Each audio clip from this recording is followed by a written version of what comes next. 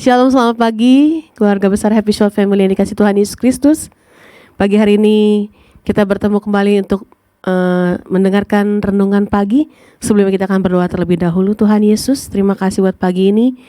Satu hari lagi Kau beri kami kesempatan untuk kami bisa bangun dengan tubuh yang sehat, untuk kami pagi hari ini bisa mendengarkan kebenaran firman Tuhan. Dan biarlah Tuhan Kau buka hati kami, pikiran kami, agar kami boleh mengerti akan kebenaran firman-Mu. Di dalam nama Tuhan Yesus kami sudah berdoa dan mengucapkan syukur. Amin. Renungan pagi hari ini saya beri judul Pelaku atau hanya pendengar.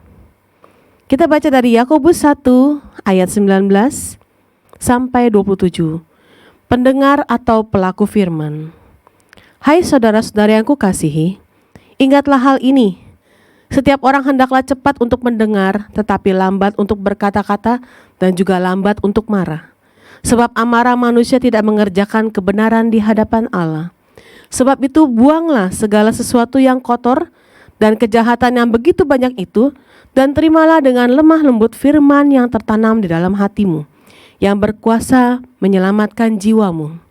Tetapi hendaklah kamu menjadi pelaku firman dan bukan hanya pendengar saja. Sebab jika tidak demikian, kamu menipu diri sendiri. Sebab jika seorang hanya mendengar firman saja dan tidak melakukannya, ia adalah seumpama seorang yang sedang mengamat-amati mukanya yang sebenarnya di depan cermin. Baru saja ia memandang dirinya, ia sudah pergi dan ia segera lupa bagaimana rupanya.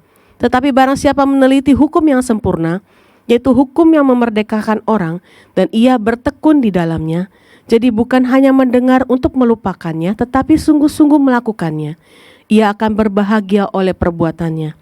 Jikalau ada seorang menganggap dirinya beribadah tapi tidak mengekang lidahnya, ia menipu dirinya sendiri, maka sia-sialah ibadahnya.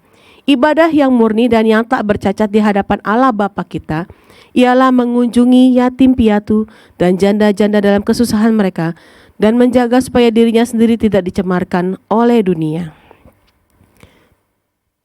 Kita kadang sering mendengar banyak orang bilang begini, kalau cuman ngomong doang sih semua orang bisa. Coba kalau disuruh melakukan, pasti nggak gampang. Adalah lebih mudah mengoreksi dan mengomentari atau menghakimi orang lain daripada memberikan teladan hidup yang baik. Kekristenan membutuhkan bukti nyata melalui perbuatan. Bukan hanya teori belaka. Karena orang Kristen adalah garam dan terang dunia.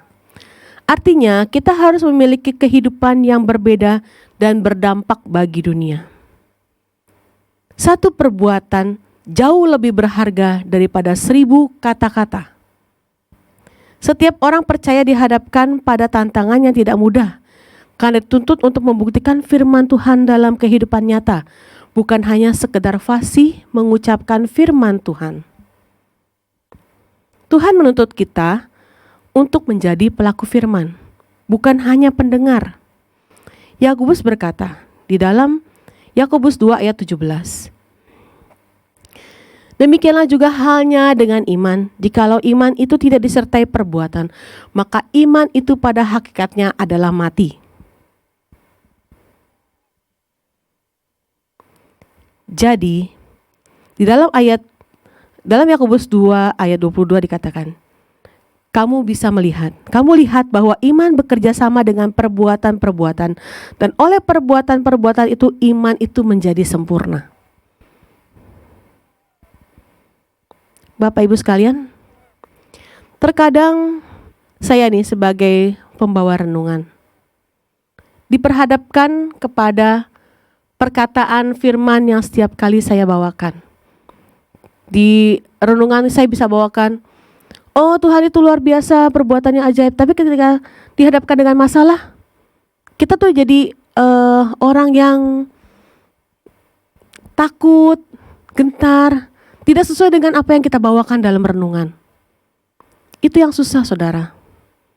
Dan ketika Yakobus bilang iman itu kalau tidak disertai dengan perbuatan, iman itu hakikatnya adalah mati. Jadi apa yang kita perkatakan dari renungan ini kita harus lakukan. Kita harus terapkan dalam kehidupan sehari-hari.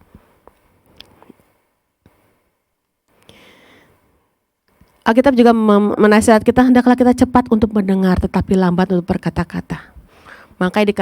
Makanya manusia diberikan 2 telinga dan 1 mulut, agar kita lebih banyak mendengar daripada kita banyak berkata-kata. Oleh karena itu saudara, di dalam Roma 10 ayat 17 sering kita dengar, kalau iman itu timbul dari pendengaran dan pendengaran oleh firman Tuhan. Jadi iman itu harus timbul. Apalagi saya nih sebagai pembawa renungan ya, imannya tuh harus lebih tinggi. Kita harus buktikan apa yang kita bawakan di renungan itu terjadi dalam kehidupan kita sehari-hari. Kalau kita di renungan membawakan Tuhan itu luar biasa, Tuhan itu baik, tapi kehidupan kita nggak kelihatan, kita kelihatannya terlalu banyak masalah, nggak percaya sama Tuhan, percuma kalau saya jadi pembawa renungan. Kalau hal itu tidak bisa saya terapkan dalam kehidupan saya sehari-hari. Susah memang saudara, nggak gampang menjadi pelaku firman. Mendengar janganlah hanya dengan telinga, tapi kemudian diproses di otak dan biarkan itu masuk ke dalam hati, direnungkan dan kemudian dilakukan, kemudian diwujudkan melalui tindakan atau action. Dan itulah yang dikehendaki Tuhan dalam kehidupan kita sehari-hari, terutama kita sebagai pengerja Tuhan. Ya, kita harus melakukan tindakan iman. Jadi jangan cuma hanya dengar, tapi masukkan ke dalam otak, lalu diteruskan ke dalam hati untuk direnungkan, kemudian diproses lagi untuk sebagai tindakan atau action. Amin Bapak Ibu sekalian, mari kita berdoa. Tuhan Yesus, kami percaya bahwa saat ini, biarlah apa yang kami dengar saat ini, kami boleh menjadi pelaku firman Tuhan. Walaupun belum kelihatan Tuhan, tapi kamu melakukan dalam kehidupan kami sehari-hari. Kami mau terus Tuhan meningkatkan iman kami, bahwa kami punya Allah yang hidup, Allah yang sanggup, Allah yang mampu mengatasi setiap masalah dalam kehidupan kami.